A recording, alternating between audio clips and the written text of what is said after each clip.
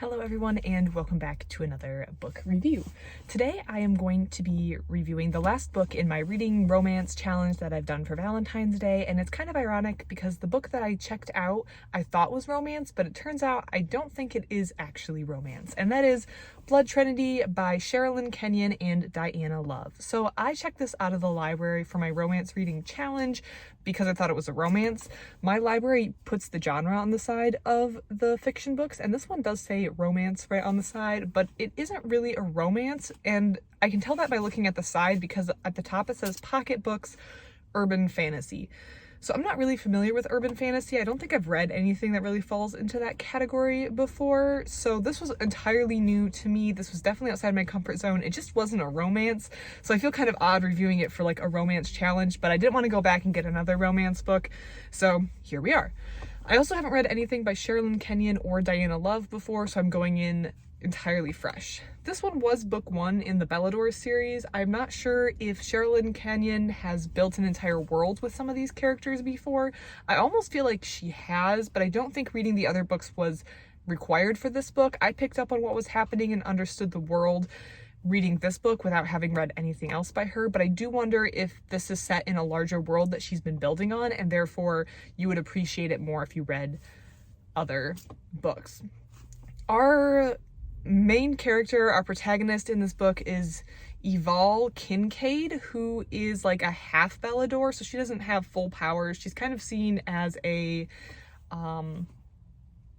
I don't know if she doesn't have full powers, but she's not seen as like a full Belador, so a full member of this like supernatural group of people that they never really describe what exactly they are, other than that they have special supernatural powers, and they kind of help prevent too many bad paranormal things from breaking out on Earth.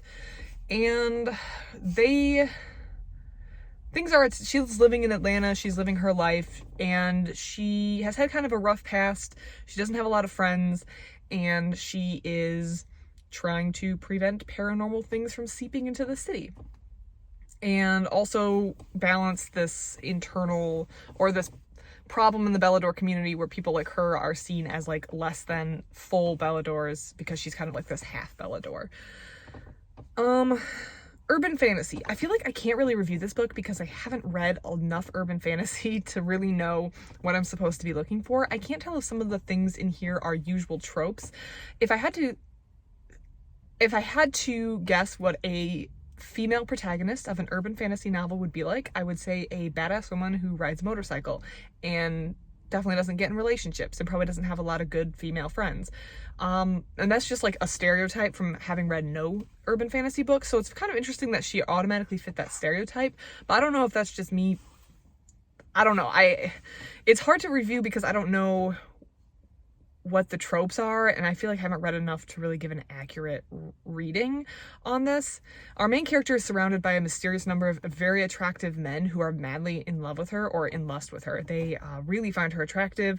She seems to have not, or she doesn't really notice, or I don't know, she just doesn't seem to connect with the fact that it's very odd that all these men around her like her so much. And that's like not any shade to her, but it just seems like she would catch on a little quicker.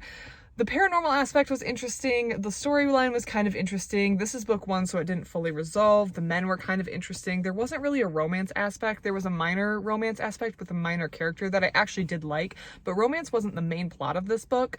It was kind of like a subplot of a fantasy book. So it felt like a fantasy book with a romance subplot instead of a romance book with like a fantasy undertone. And while I did like it, I like it more than romance. It just wasn't a romance book to me. I kind of just reached the end of this book not knowing what to think. I do want to read book two because I feel like the fantasy aspect was interesting enough for me to read book two. I just felt kind of out of my league with this, and also I went in expecting a romance or more romance element, so I feel like I was looking for the romance and not really appreciating the fantasy element as much as I should have.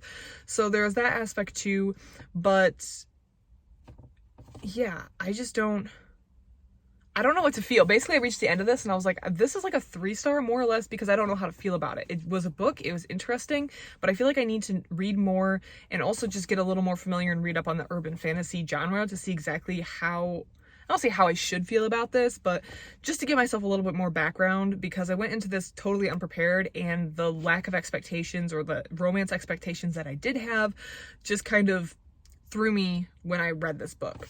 I really don't know how to rate this or how to talk about this. I'm going to get book 2 because I am interested in continuing the series, but I feel like I need to read more of the series to really get a better idea of how I feel about the series and how I feel about the characters. I feel like it's too early to make a judgment on the series, and that's saying something because this book was 500 pages.